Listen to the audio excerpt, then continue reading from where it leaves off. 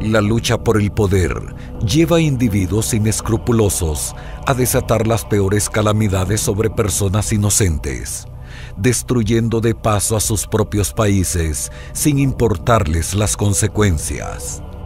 Esta es la historia real de lo que en su oscura ambición realizó un puñado de políticos contra Honduras a finales de 2017, con el objeto de asaltar el poder de la nación a través de un denominado golpe de Estado blando. Los hechos detrás de las elecciones en Honduras 2017. Desde finales de noviembre de 2017 hasta cerca de la Navidad del mismo año, Honduras enfrentó una de las dos más grandes crisis que ha vivido en el siglo XXI.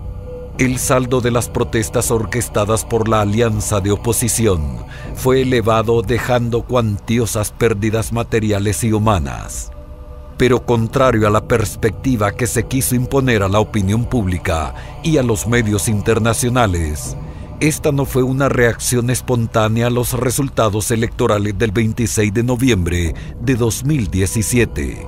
Fue una tenebrosa estrategia planificada desde mucho tiempo atrás por agentes de la izquierda socialista en Honduras, afines al movimiento denominado Socialismo del siglo XXI, impulsado por el gobierno de Nicolás Maduro en Venezuela. El general Rivero fue jefe de comunicaciones de la Casa Militar del mandatario Hugo Chávez. Las maniobras para extender el socialismo del siglo XXI al resto de los países, según él, ha sido una política constante. Para el general disidente y en el exilio detrás de los disturbios en Honduras después de las elecciones generales de ese país está la mano del régimen de Caracas. Fuerzas de choque para activar, para incentivar, para estimular las acciones propiamente de subversión y de inestabilidad. También en Honduras esto es factible que esté sucediendo, como ha venido siendo la práctica en Centroamérica, en Sudamérica, por parte del régimen tanto de Hugo Chávez como de Nicolás Maduro, en conjunción o en unión con también con Cuba. Siguiendo el guión de una estrategia denominada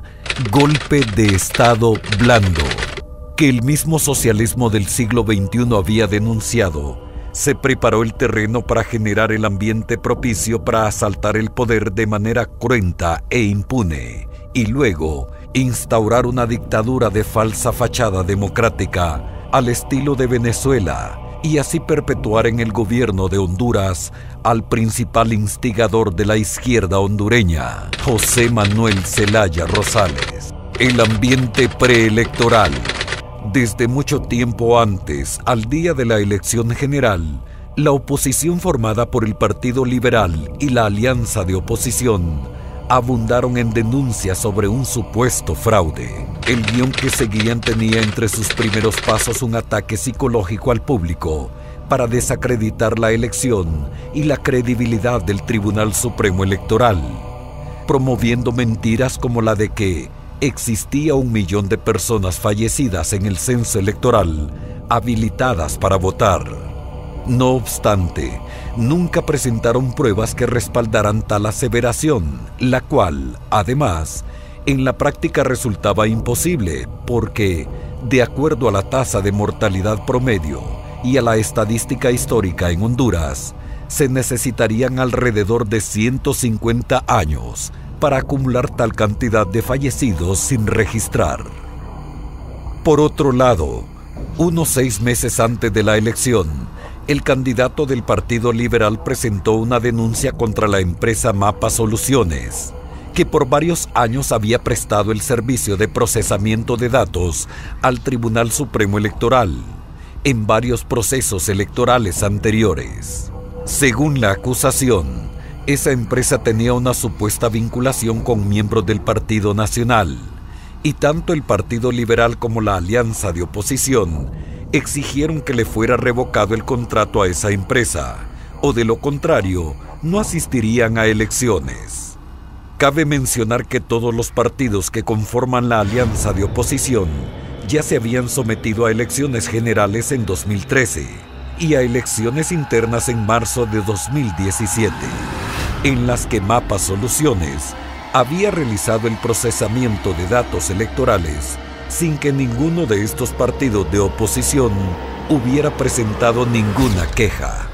Bajo la intensa presión del Partido Liberal y la amenaza de la alianza de oposición de no presentarse a elecciones si continuaba a cargo la empresa Mapa Soluciones, faltando 45 días para la elección, se obliga al Tribunal Supremo Electoral a sustituir esa empresa ya familiarizada y probada con el proceso por dos nuevas compañías, Asica, que se encargaría de la transmisión de las imágenes de las actas, y la empresa Dale Vukanovich, que quedó a cargo de la transcripción, verificación y divulgación de los resultados a partir de las imágenes de las actas originales.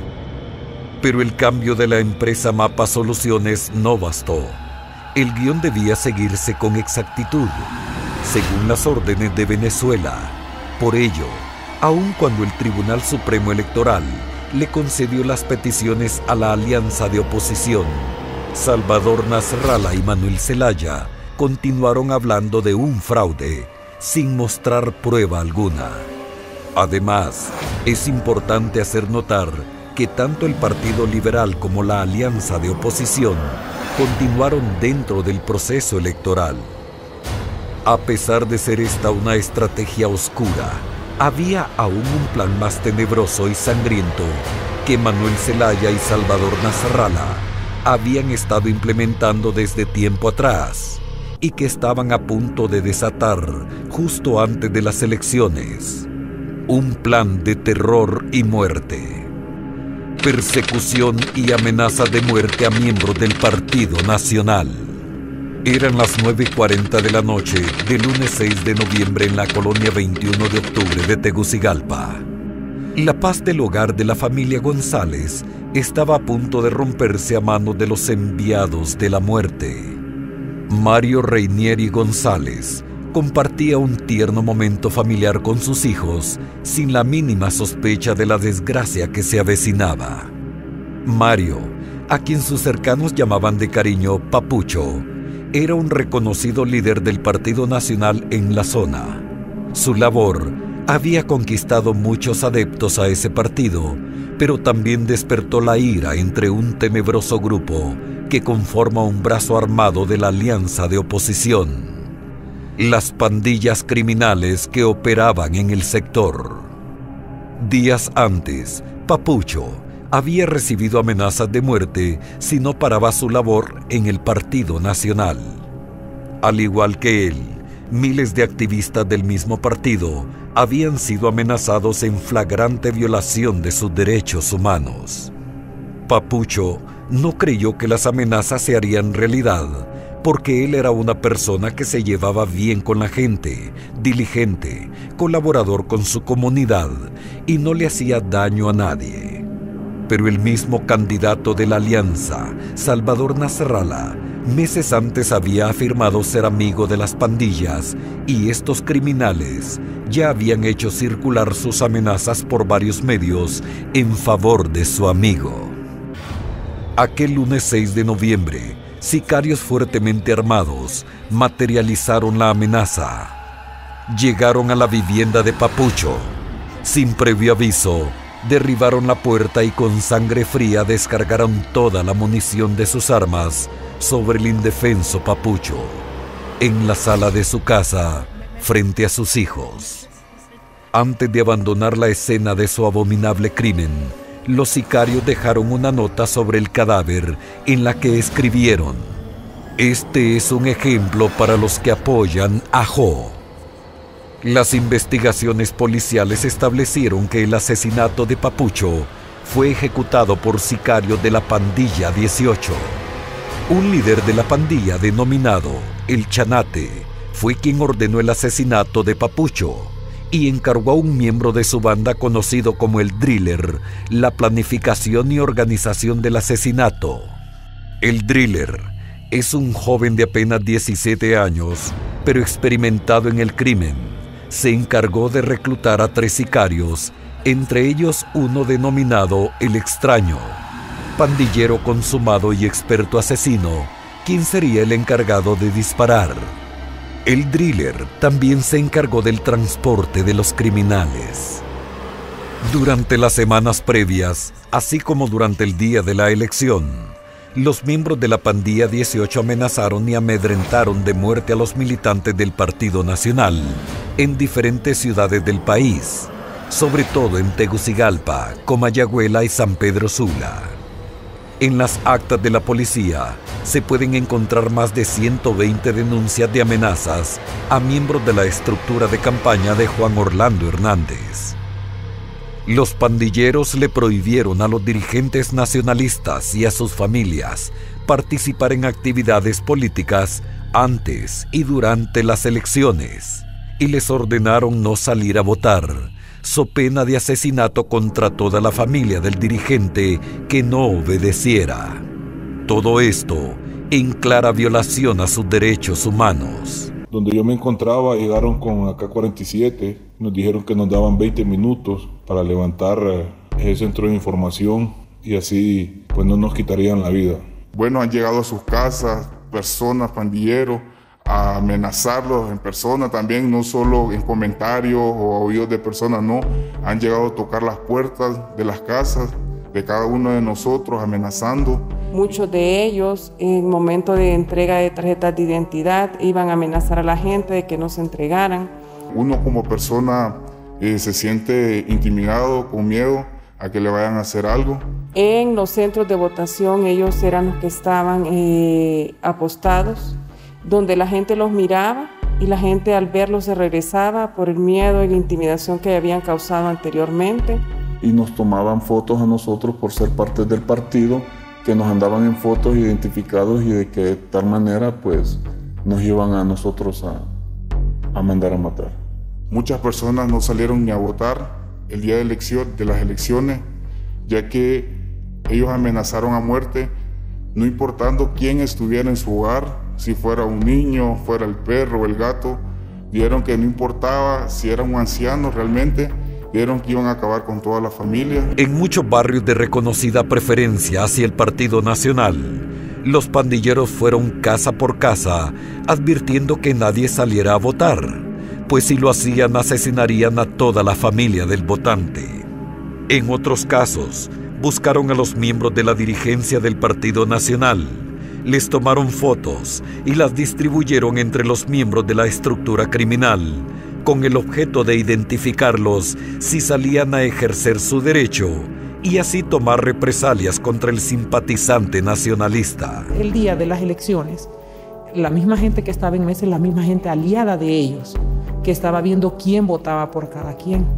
O sea, no fue secreto el voto. Bajaron todos los afiches de Juan Orlando. Fueron a cada una de las casas que tenían la bandera del Partido Nacional.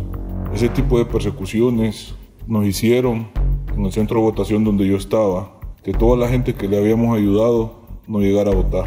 Dieron orden de que votaran por Salvador Narrala, que no querían tener a Juan Orlando más en la presidencia, porque los había hostigado su vida. Posteriormente siguen también rondando las colonias, viendo quién está activando, quién va a marcha, quiénes asisten.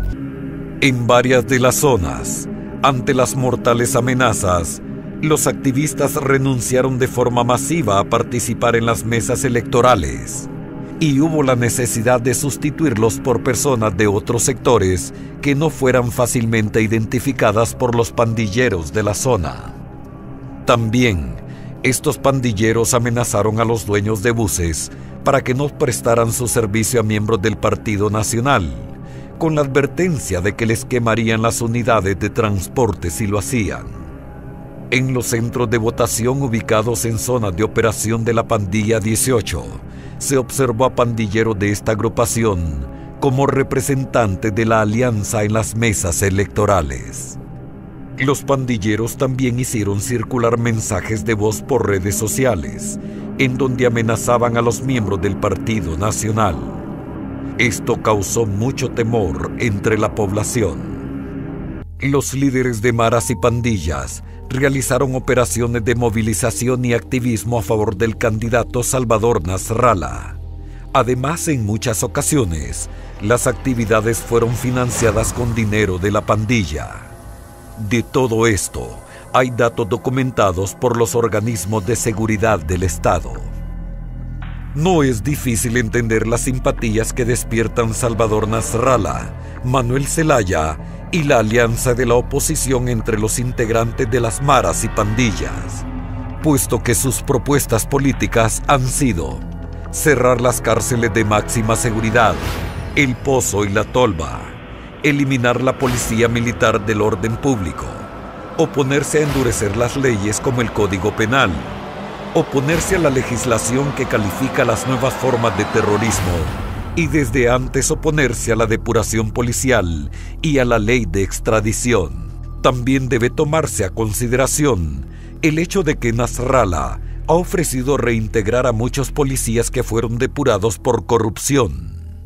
Varios de esos policías depurados, quienes ahora son asesores de Salvador Nasrallah, cuando estaban activos operaban en colaboración con los miembros de maras y pandillas para enriquecerse a través de actividades ilegales. La oscura estrategia iba en marcha sin interrupción, dejando a su paso la sangre de inocentes derramada, pero todavía faltaba más para ejecutar el golpe de Estado blando, que desde 2006 el equipo de Manuel Zelaya y los socialistas del siglo XXI de Venezuela avisoraban para apoderarse de Honduras. Las elecciones. La elección se desarrolló de manera tranquila y sin reportar mayores incidentes en la mayor parte del territorio nacional, excepto en Tegucigalpa y Comayagüela, en donde las pandillas continuaron amenazando y agrediendo a los activistas del Partido Nacional y a los dueños de unidades de transporte que trasladaran a los militantes del mismo partido. Esas acciones de intimidación provocaron que varios miles de ciudadanos nacionalistas no salieran a votar y tuvo una notable incidencia en los resultados electorales, causando una baja considerable en la afluencia a las urnas y haciendo que se redujera el margen de triunfo que se hubiera obtenido en circunstancias normales sin la injerencia de bandas criminales. En un análisis comparativo del número de votos en el año 2013, con la meta de votantes esperada en cada barrio y los votos reales ingresados el 26 de noviembre, se calcula que en los barrios con más amenazas de la ciudad de Tegucigalpa, la pérdida de votantes fue de cerca del 20%, y en los barrios de Comayagüela, la pérdida fue de cerca de un 35%. En algunos casos, en los barrios con mayor peligro de Comayagüela, la pérdida de votantes llegó a ser hasta del 63%. El promedio general de pérdida de votantes por amenazas de los pandilleros significó que dejaron de votar entre 60,000 y 80,000 ciudadanos pertenecientes al Partido Nacional. Todas las encuestas previas, realizadas por empresas reconocidas, daban como ganador de la elección al Partido Nacional y a Juan Orlando Hernández. En ninguna de ellas figuraba Salvador Nasrallah como posible ganador. La encuesta de salida de urnas realizada por la empresa Ingeniería Gerencial en alianza con TN5 reportó la victoria de Juan Orlando Hernández con una ventaja de 9%. Sin embargo, al iniciar el escrutinio, el Tribunal Supremo Electoral reportó una ventaja parcial a favor de Salvador Nasrallah, algo que nadie había previsto. En esto influyó un hecho que, hasta la fecha, se mantiene como un misterio. ¿Quién y con qué propósito se encargó de que las actas que fueran transmitidas por medios electrónicos desde las mesas electorales receptoras en la primera noche del escrutinio fueran las que en su mayoría provenían de mesas en donde ganaba Nasrallah, provocando una falsa tendencia que no reflejaba el verdadero comportamiento de la elección a nivel nacional?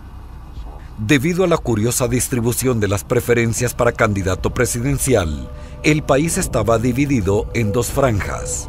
Una, en donde existía una marcada preferencia hacia Salvador Nasrallah, que iba desde el departamento de Santa Bárbara, por todo el litoral atlántico, hasta los departamentos de Atlántida y Colón. Precisamente las regiones en donde Juan Orlando Hernández ha desarrollado una persecución incesante contra las bandas del narcotráfico como la de los Valle Valle en el occidente del país y los cachiros en Atlántida y Colón. La otra franja corresponde a una amplia zona del país, que incluye 12 departamentos en donde existe una marcada preferencia hacia Juan Orlando Hernández. El resultado del primer escrutinio se basó en el conteo de 10.503 mesas electorales receptoras que contenían 1.922.246 votos. Este primer conteo dio una ventaja parcial para Salvador Nasralla de 4.99%, pero aún faltaban más del 42% de mesas por escrutar. El resto de las actas que no habían sido transmitidas por medios electrónicos fueron llegando lentamente al Tribunal Supremo Electoral. El resultado del conteo del segundo escrutinio, conteniendo la suma de los votos de esas actas que venían del interior del país, fue de 1.363.063 votos más, provenientes de 7.625 mesas electorales receptoras escrutadas. Esos votos cambiaron la tendencia parcial de las elecciones.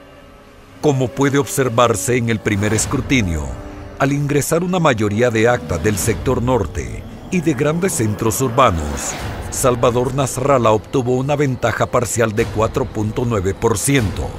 Luego, en el segundo escrutinio, cuando ingresan las actas de zonas rurales y de departamentos con presencia importante de población de origen indígena, que son votantes disciplinados con una tradicional participación electoral elevada, como los departamentos de La Paz, Lempira e Intibucá, la tendencia se vuelve a favor de Juan Orlando Hernández con un 10.9% de ventaja. La marcada diferencia entre los resultados del primer escrutinio con el segundo se debe a que las actas ingresadas en el primer escrutinio no eran parte de una muestra aleatoria y distribuida adecuadamente. Requisitos fundamentales para que el primer escrutinio, con 58% de las actas recibidas, hubiera representado una tendencia irreversible. Pero como la muestra estaba sesgada al haber sido enfocada solo en una región del país, porque no era una muestra representativa del universo de las mesas electorales receptoras, el resultado de ese primer escrutinio no podía marcar una tendencia irreversible. Es importante hacer notar que el promedio de votos por mesas electorales receptoras para Salvador Nasralla y Juan Orlando Hernández sumados es de 148 votos, número similar a los 156 votos por mesas electorales receptoras del primer escrutinio. Incluso, el promedio del segundo escrutinio es 8 votos menor que el primero. Esto significa que no hay forma posible de que se introdujeran votos de forma fraudulenta, porque de ser así, muy probablemente la cifra promedio hubiera aumentado en lugar de reducirse. Otro factor de comparación del comportamiento del segundo proceso de escrutinio con el primero es la cifra de votos blancos, nulos y de otros candidatos. Señalamos que en el primer escrutinio la cifra fue de 14.6% y en el segundo fue de 17.05%, ambos en el mismo rango de magnitud. En ambos análisis, estos factores indican que no se encuentran resultados contradictorios entre uno y otro escrutinio. Los datos de referencia se mantienen en los mismos rangos. Lo que sí es diferente son las preferencias entre los ciudadanos de la zona norte y los del resto del país, así como entre los centros de población urbanos y los lugares más rurales.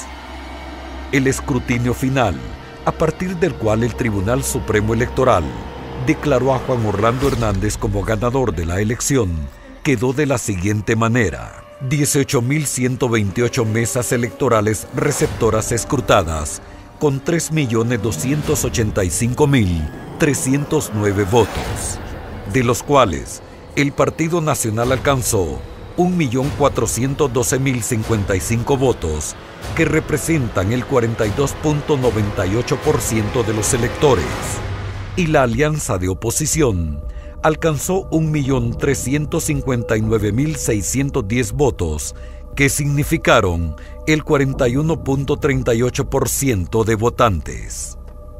Por otra parte, el Partido Nacional también obtuvo una mayoría en la elección de diputados, con 61 de un total de 128, y a nivel municipal, 173 alcaldías ganadas de un total de 298, incluidas las alcaldías de las dos mayores ciudades del país, Tegucigalpa y San Pedro Sula. Estos resultados son coincidentes en los tres niveles electivos. De estos resultados se deducen dos conclusiones muy importantes. La primera es que no se podía declarar una tendencia irreversible en las primeras horas de la elección, por no tratarse de una muestra equitativa de todas las regiones del país, sino de regiones que tenían marcada tendencia favorable al candidato Salvador Nasralla. Y la segunda es que fue una elección muy cerrada en la diferencia entre los principales contendientes, por lo que no resultaba equitativo proclamar ningún vencedor hasta que se hiciera el conteo final de todos los votos en todas las mesas electorales receptoras.